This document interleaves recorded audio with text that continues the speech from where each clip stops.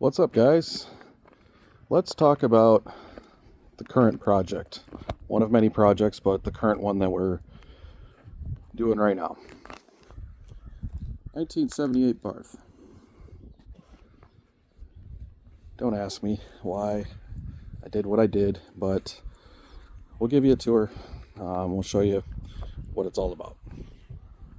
So, this is a 1978 Barth RV. Not barf, like throwing up. Barth, B-A-R-T-H, Barth. Basically, this is a Chevy P30 chassis and a motorhome put on top of it. It has a big block Chevy 454 with a 400 trans. And I am a lover of all things vintage. I saw this pop up on Marketplace. We've been wanting a camper, and I saw this and I said, yeah, that's the one, because I like to punish myself with projects. So we bought this about 3-4 months ago, and I've been working on it.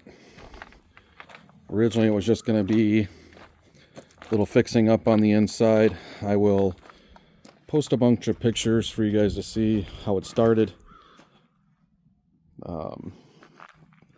But as my projects typically go, it turned into a little bit more than a small project. So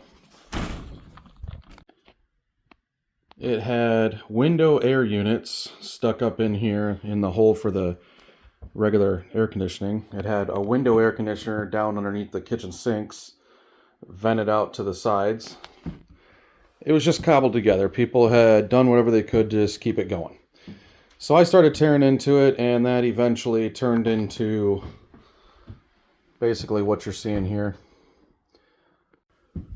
So I took it all apart. I started at the top, redid the whole top, covered all the holes, put a new air conditioner on there that I found off of Marketplace, of all things, like I do most of my stuff. Put that up there, resealed the top, and just tried to get it to be dried in basically before I started coming inside and tearing everything up inside, which is what I've done. Once I started tearing into floors, I started in the back, and where the bath was and the sink and everything was, the steel tubing underneath was completely rotted out.